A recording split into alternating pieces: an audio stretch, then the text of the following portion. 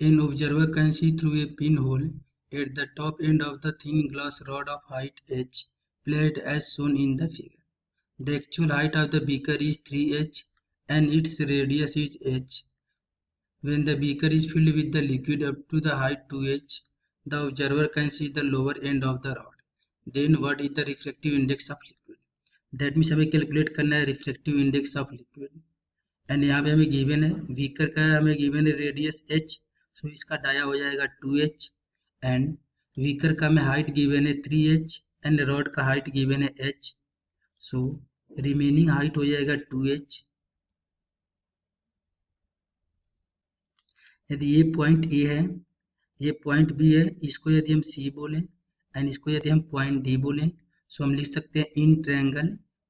ए C D, तो लिखेंगे in triangle A C D. यदि इस एंगल को हम बोलेंगे theta, so in triangle A C D tan theta equal to perpendicular divided by base and perpendicular का value हमें गिवन है डी सी एंड बेस का value A C, so tan theta equal to perpendicular का value है 2h and base का value 2h, so 2h से 2h divide हो जाएगा वन टाइम में, सो tan थीटा का value 1, so theta equal to tan inverse 1 and tan inverse 1 का value होता है 45 डिग्री, सो थीटा का वैल्यू आ जाएगा 45 डिग्री। एंड क्वेश्चन में हमें गिवन है कि यदि हम टैंक को 2h हाइट तक फिल कर दें, then observer can see the lower end of the rod, then and we assume that the refractive index of the liquid, so यदि हम इसको 2h हाइट तक फिल कर दे रहे हैं, then observer can see the lower end of the rod, तो यहाँ से रेज जाएगी लोअर एंड से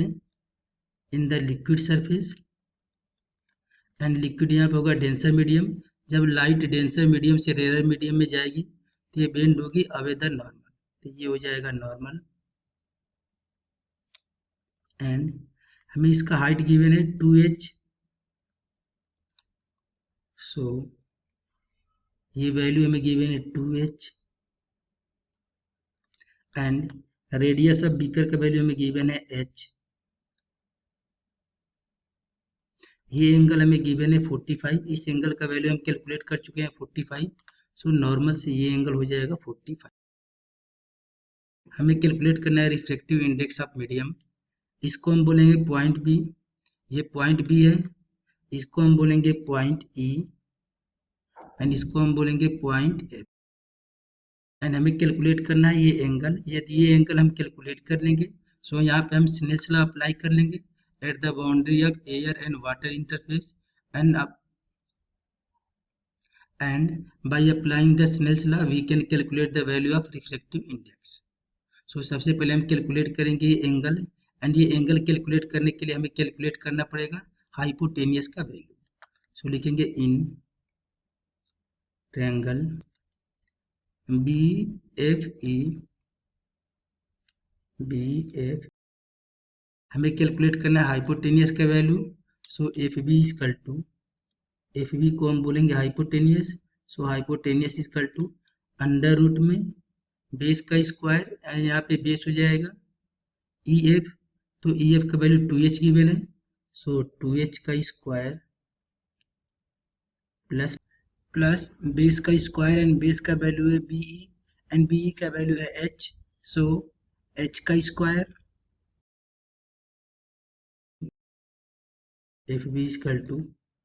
2h का स्क्वायर करेंगे ये वैल्यू आएगा 4h square plus h square,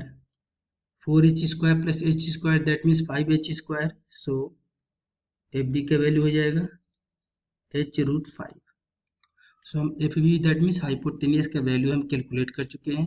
ये वैल्यू आ रहा है h√5, तो यहाँ पे हम अप्लाई करेंगे bye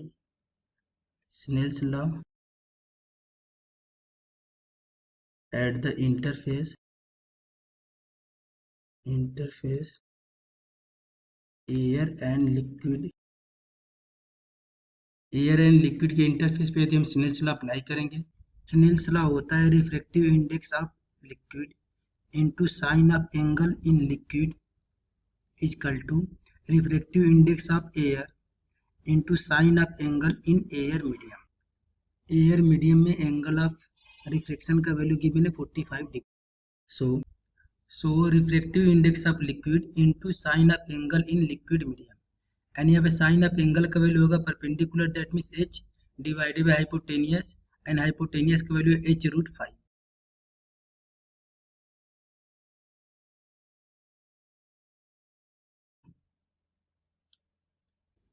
is equal to refractive index of air का वैल्यू 1 होगा एंड साइन 45 का वैल्यू होगा 1 डिवाइडेड बाई √2. h से h कैंसिल हो जाएगा.